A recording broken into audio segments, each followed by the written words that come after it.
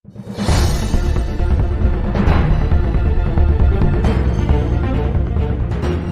ચેનલને સબસ્ક્રાઈબ કરો, લાઈક કરો, શેર કરો. બાળકો, આપણે આજે પ્રકરણ 15માં ક્ષેત્રફળ વિશે ભણીશું.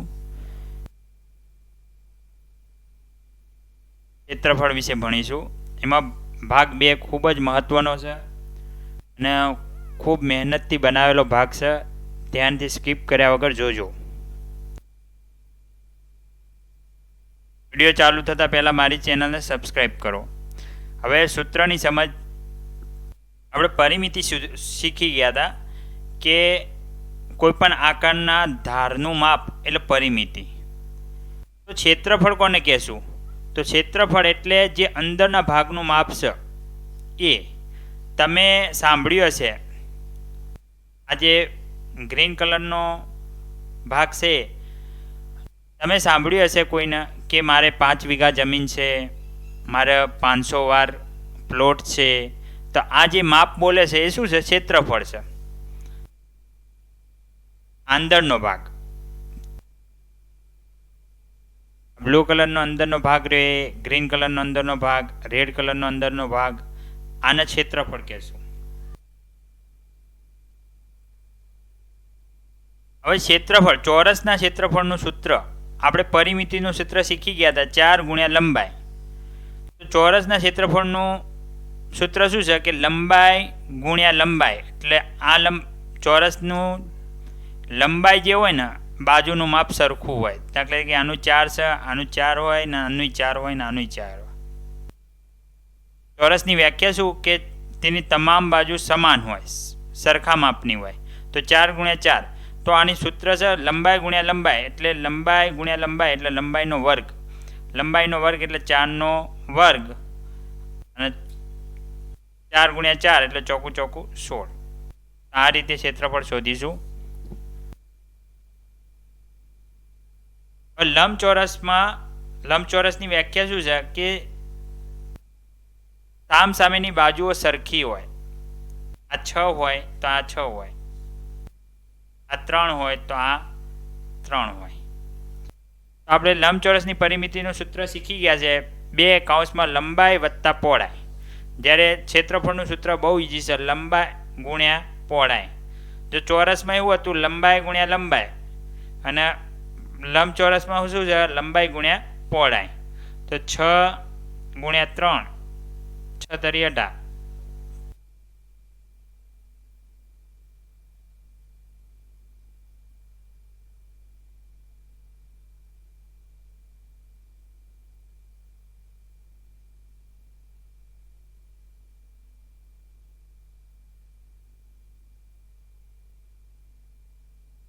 હવે ચોરસને લંબચોરસ કહેવાય.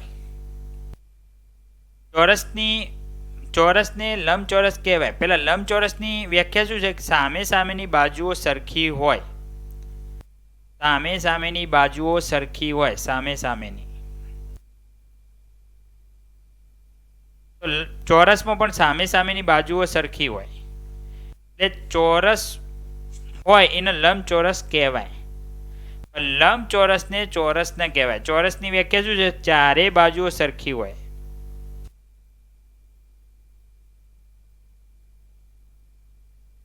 તો આ વ્યાખ્યા છે ચોરસને લાગુ પડે પણ લંબચોરસને લાગુ પડે નહીં.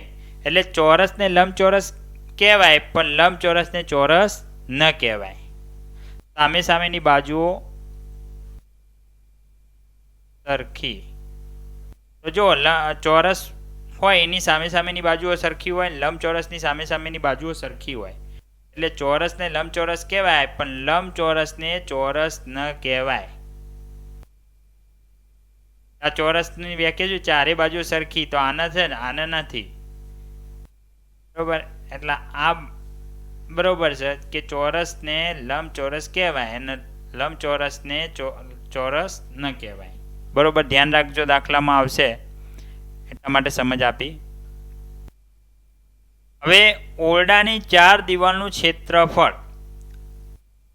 તમે ઓરડો જોવો એટલે ઓરડા ઉપર શું હોય કે નીચે ભોંયતળિયું હોય, ઉપર છત હોય, અને પૂછવામાં શું આવ્યું? 4 દિવાલ. એટલે એક આ દિવાલ, મેં એક કલરનો સિમ્બોલ આપેલો છે કે આ જે કલર છે એ આ દિવાલ દર્શાવે છે, આ કલર આ દિવાલ દર્શાવે છે, આ કલર આ 4 દિવાલો હોય, એમાં સામે સામેની દિવાલો સરખી હોય, એનું ક્ષેત્રફળ શોધવાનું હોય. અહીં બતાવ્યું જો આ દિવાલો સીધી તોડીને સીધી કરવામાં આવે તો આ રીતે હોય, મોટી દિવાલ નાની દિવાલ, મોટી દિવાલ નાની દિવાલ, આ બે સામે સામે હોય ને આ બે સામે સામે હોય, અને દિવાલની ઊંચાઈ સમાન હોય. એટલે ઊંચાઈને આપણે અંગ્રેજીમાં એ જ કહેવાય, બરાબર. ઊંચાઈ આની આની આની સરખી હોય, અને આને લંબાઈ કહેશું, લંબાઈ, આને પહોળાઈ કહેશું, લંબાઈ પહોળાઈ. હવે આનું સૂત્ર આમ તો બહુ લાંબુ લખવા જઈએ તો બહુ લાંબુ થાય, પણ એનું શોર્ટ બનાવેલું છે. આમ જોઈએ તો આ બેનો ગુણાકાર શું થાય, લંબાઈનો L હોય, પહોળાઈનો B હોય, લંબાઈનો L હોય, પહોળાઈનો B હોય, અને ઊંચાઈનો H હોય. તો લંબાઈ ગુણ્યા H, L ગુણ્યા H હોય, કૌંસમાં પછી પ્લસ B ગુણ્યા H હોય, આનું પછી આનું ત્રીજા નંબરમાં જોશું તો વત્તા L ગુણ્યા H હોય, વત્તા E ગુણ્યા H. હવે જો બધામાં H તો છે એટલે H આપણે સામાન્ય રાખીએ. હવે L કેટલા છે તો L 1 અને 2, 2L 2B હશે, વત્તા 2B. આ બંનેમાં 2 2 છે, બહાર કાઢ્યું એટલે 2H કૌંસમાં L વત્તા B. આ 4 ઓરડાની દિવાલનું ક્ષેત્રફળ, 2 ઊંચાઈ કૌંસમાં લંબાઈ વત્તા પહોળાઈ. આ સૂત્ર છે, યાદ રાખજો. 2 ઊંચાઈ કૌંસમાં લંબાઈ વત્તા પહોળાઈ. ખોખું આપ્યું છે મેં. જ્યારે ખોખાનું પૂઠાનું ક્ષેત્રફળ શોધવાનું થાય તો એ પૂઠાનું ક્ષેત્રફળ શોધવા માટે 4 દિવાલ હોય એટલે 4 બાજુ હોય, એનું તો ક્ષેત્રફળ શોધવું પડશે. એ સિવાય ખોખાના તળિયાનું, ખોખાના ઉપરના ભાગનું, એ બધું ક્ષેત્રફળ શોધવું પડશે. આગળ દાખલા આવશે, હું તમને શીખવીશ. હવે પહેલો દાખલો છે, 12 સેમી લંબાઈ અને 6.5 સેમી પહોળાઈવાળા લંબચોરસનું ક્ષેત્રફળ કેટલું થાય? લંબચોરસના ક્ષેત્રફળનું સૂત્ર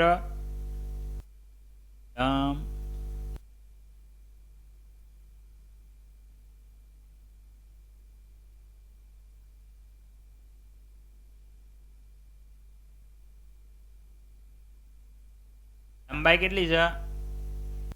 12 સેમી, પહોળાઈ 6.5. આ બંનેનો ગુણાકાર થશે.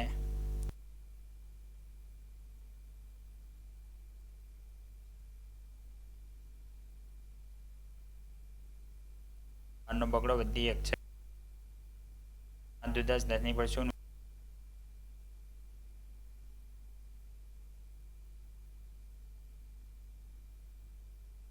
એક પોઈન્ટ કાપવો પડશે એટલે કેટલું ક્ષેત્રફળ આવશે? 78. હવે ક્ષેત્રફળનું માપ હંમેશા ચોરસ સેમી, ચોરસ મીટર, ચોરસ ઘન મીટર, ચોરસ કિલોમીટર, ચોરસ ફૂટ એમ હોય. એટલે ચોરસ સેમી, આ બંનેમાં સેમીમાં હતા એટલે ચોરસ સેમી. તો 78 ચોરસ સેમી એટલે પહેલો જવાબ સાચો છે. આ બીજો દાખલો, ત્રીજો દાખલો, આ બધા દાખલા તમારે ગૃહ કાર્યમાં કરવાના છે. આ થોડો વિશેષ દાખલો છે. પહોળાઈ 5 મીટર છે તથા લંબાઈ અને પહોળાઈ, લંબાઈ એ પહોળાઈથી બમણી, બમણી એટલે લંબાઈ બમણી છે તો પહોળાઈથી બમણી એટલે 5 દુ 10. હવે તમને દાખલો આવડશે. 10 પંચી 50, 50 વર્ગ મીટર આ રહ્યો આવશે જવાબ. સૂત્ર મૂકીને ગણજો તમે. જો 6 મીટર લંબાઈના લંબચોરસનું ક્ષેત્રફળ 30 ચોરસ મીટર હોય તો તેની પહોળાઈ કેટલી? આ પહોળાઈ શોધવાની કીધી છે. ક્ષેત્રફળ લંબચોરસનું ક્ષેત્રફળ લંબાઈ વત્તા પહોળાઈ. ક્ષેત્રફળ કેટલું? 6 મીટર લંબાઈના લંબચોરસનું ક્ષેત્રફળ 30. લંબાઈ કેટલી આપી છે? 6 અને પહોળાઈ આ બાજુ ભાગાકારમાં આવશે.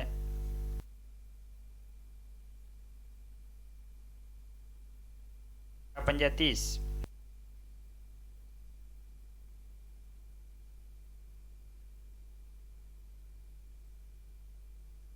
પહેલા નંબરનો જવાબ સાચો છે. તો એવો ને એવો દાખલો છે. બીજો ગૃહ કાર્યમાં કરજો તમે.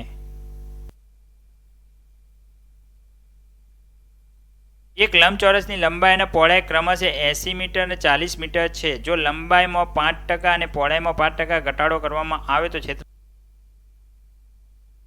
હવે આપણે નવમો દાખલો જોશું. એક લંબચોરસની પરિમિતિ એક ચોરસની પરિમિતિ જેટલી છે. લંબચોરસની પરિમિતિ અને ચોરસની પરિમિતિ સરખી છે. જો લંબચોરસની લંબાઈ અને પહોળાઈ 30 મીટર અને 6 મીટર આપી છે આપણને 30 મીટર આપી છે 6 મીટર, તો ચોરસનું ક્ષેત્રફળ શોધો. લંબાઈ અને પહોળાઈ આપી છે. તમને ખબર છે કે સામસામેની બાજુઓ સરખી થાય. 30 અને 6 એનો સરવાળો કરીશું એટલે 36. 36ના અડધા કરીશું, 2 વડે ભાગીશું એટલે ચોરસ હશે તો એક બાજુનું માપ 18 હશે. 18 હોય તો તમને હવે ચોરસનું ક્ષેત્રફળ કાઢતા આવડી ગયું. ક્ષેત્રફળ આપણને કેટલી મળી? 18 નો વર્ગ કરવાનો. આવડતો તો બરોબર, ના આવડતો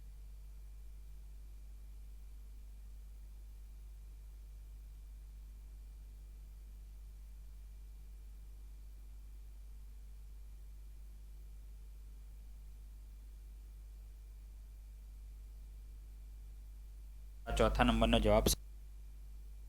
એવો દાખલો છે. આ બંને દાખલા ગૃહ કાર્યમાં કરવાના છે.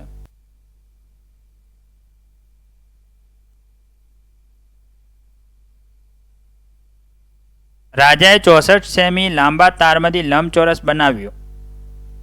આ 64 ના માપનો એક તાર લીધો છે. આવો આપણે રમત કરતા હોય છે, પહેલા આવો તાર લઈને ચોરસ બનાવતા હોય. આમ તો 64 મીટરનો આ 64 સેમીનો આ તાર લીધો. તારમાંથી લંબચોરસ બનાવ્યું. એ લંબચોરસનું વધુમાં વધુ ક્ષેત્રફળ કયું?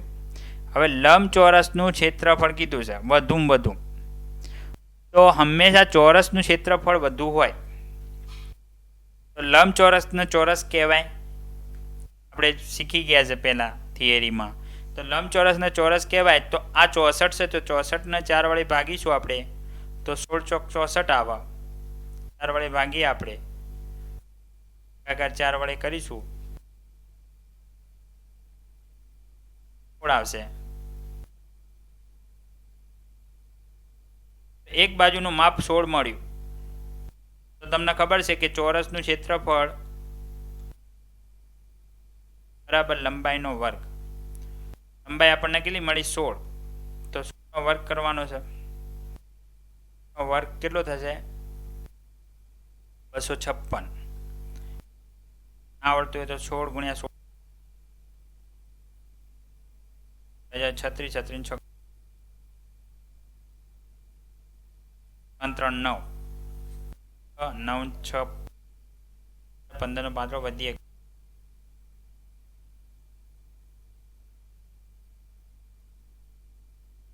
નંબરનો જવાબ સાચો છે.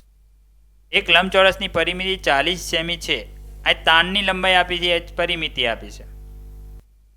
અને આ જેવી રીતે ભુજાનું માપ શોધ્યું એવી રીતે આનું પણ માપ શોધવાનું. તો ચોરસ હોય લંબચોરસની પરિમિતિ 4 સેમી. જો તેનું ક્ષેત્રફળ વધુમાં વધુ કીધું હોય ત્યારે ચોરસ જ આવે. લંબચોરસનું ક્ષેત્રફળ શોધવાનું કીધું હોય છતાં પણ ચોરસનું ક્ષેત્રફળ શોધવાનું. ચોરસનું ક્ષેત્રફળ શોધવાનું થાય ત્યારે 40 હોય તો પરિમિતિ 40 હોય તો દરેક બાજુનું માપ કેટલું હોય? 10 10. ભુજાઓનું માપ કીધું છે 10 10 હોય એટલે આ ચોથા નંબર સાચો છે. ઉપરના દાખલા ગણ્યા એ રીતના છે, ગૃહ કાર્યમાં કરવાના તમારે. એક આયતકાર ખેતર જેની રેખાઓ 64 મીટર ને 36 મીટર છે. આયતકાર મતલબ લંબચોરસ. જેનું ક્ષેત્રફળ એક ચોરસ વર્ગાકાર ખેતરના ક્ષેત્રફળની બરાબર છે. તો ચોરસ ખેતરની રેખાઓ મીટરમાં છે. લંબચોરસ આપી દીધો છે ખેતર, એની બાજુઓના માપ આપ્યા છે 64 અને 36. આનું ક્ષેત્રફળ શોધવાનું છે, તો આ બંનેનો ગુણાકાર કરીશું આપણે. 64 ગુણ્યા 36 દશકની શું 4 તરી 12, 12 નો બગડો વધી 1 અને 1 19, ચોક 24, 24 નો ચોગડો વધી 2, અચ્છા 36, 38,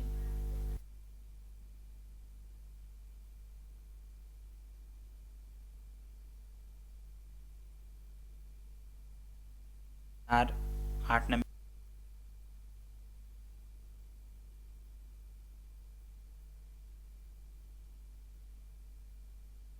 ક્ષેત્રફળ કેટલું આવ્યું 2304.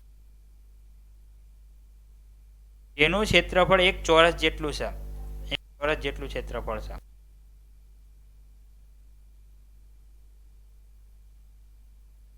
બાજુનું માપ શોધવાનું છે. તમને ખબર છે કે ચોરસના ક્ષેત્રફળનું ક્ષેત્ર શું છે? બરાબર લંબાઈનો. આપણે લંબાઈ શોધવાની છે 2304. હવે વર્ગમૂળ કાઢીએ તો લંબાઈ મળે, તો આનું વર્ગમૂળ કાઢવાનું છે. વર્ગમૂળ કેવી રીતના નક્કી કરવું? તો તમને પહેલાં મેં શીખવ્યું હતું એક ટૂંકી રીત. જો ના ખબર હોય તો આઈ બટન પર ક્લિક કરો તો તમને એ રીત જાણવા મળશે કેવી રીતે ક્ષેત્રફળ કાઢવું. તો આપણે 45નું ક્ષેત્રફળ ને 50નું ક્ષેત્રફળ બંનેનું જોઈએ. 50નું કેટલું થાય? 5 5 25, 2500 થાય. 45નું ક્ષેત્રફળ કેટલું થાય? તો 5નું 25 અને 4 પછી જે રકમ આવે 4 5 20. આ જે રકમ છે એ આ બેના વચ્ચે છે. તો આ બેના વચ્ચે તો આંકડો કયો છે? તો 48. તો આનું થાય. અને પછી જો આપણને વિશ્વાસ ના પડતો હોય તો 48 ગુણ્યા 48 કરવાના, તો જવાબ શું આવશે? 48.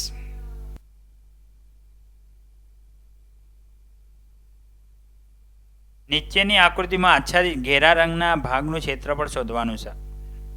જ્યારે આવું જ રીતે ક્ષેત્રફળ કીધું હોય ત્યારે આમ લીટી મારી દેવાની. આ બાજુ છે એટલી જ આ બાજુ હોય.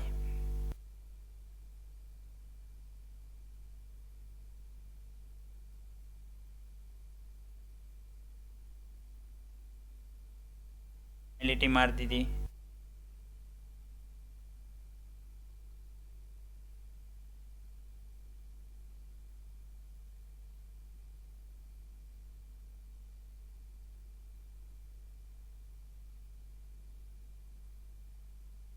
હવે ધ્યાન આપો, લંબચોરસના ક્ષેત્રફળનું સૂત્ર શું છે? લંબાઈ ગુણ્યા પહોળાઈ. 3 એકા 3. તો આનું શું મળ્યું? 3. આનું તો આ 4 છે, એમાંથી આ 1 નીકળી ગયું તો આ કેટલું રહ્યું? 3. અને આ 3 છે, બરોબર. આ 3 રહ્યું અને આ પહોળાઈ 1 છે, તો 3 એકા 3. આ એક ચોરસ, આ 1 છે ને આ 1 છે, તો 1 એકો 1, 2 અને આ 1, 2 એકા 2. બધાનો સરવાળો કરો. 3 3 6 7 8 9. 9 સ્ક્વેર. તો આ તમારા ગૃહ કાર્યમાં કરવાનું છે. આ સમજાય તો કહેજો, તો હું તમને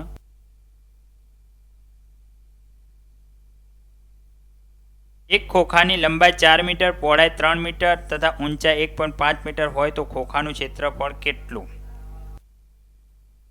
આપણે જે પેલું ઓરડાને 4 દિવાલવાળું જે સૂત્ર હતું એ સૂત્ર તમને યાદ હોય તો બરોબર છે. ના યાદ હોય તો હું તમને યાદ લેવડાવું. ઓરડાની 4 દીવાલ બરાબર નું ક્ષેત્રફળ બરાબર ઊંચાઈ પ્લસમાં લંબાઈ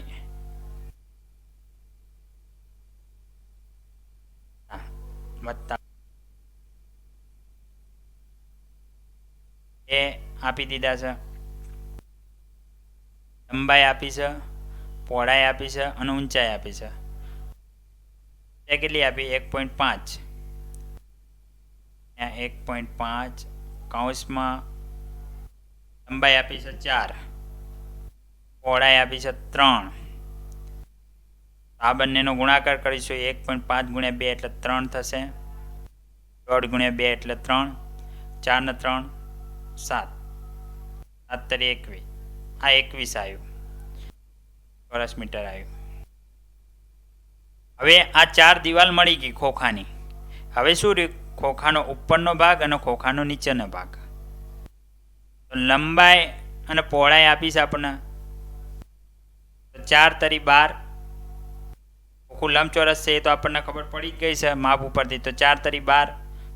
12 ઉપર આવશે ચોરસ મીટર, 12 નીચે આવશે. 12 ને બાદ 24 થયા. તો 24 આમાં ઉમેરીશું. 4 ને 1 5, 2 ને 2 4. પણ ચોરસ ખોખું દોરીએ આપણે.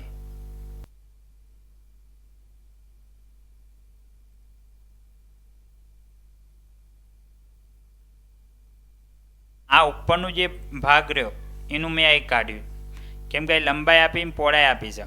તો 4 લંબાઈ છે, પહોળાઈ 3 છે. તો 4 તરી 12 સીધું કાઢ્યું. એવું ને એવું તળિયું હોય એટલે તળિયું કાઢ્યું. અને પછી ઓરડાની 4 દિવાલ 1 2 3 4 સામે સામેની એનું આ કાઢ્યું. એ રીતે આપણો 45 ચોરસ મીટર આવે. તો ઉપરનો દાખલો ગણ્યો એ જ રીતનો આ દાખલો છે. જો મીટરમાં આપી છે, સેમીમાં આપી તો 0.50 મીટર લખી દેવાનું. એની રીતે ગણતરી કરવાની. ઉઘાડા ડબ્બાને ઢાંકણ વગર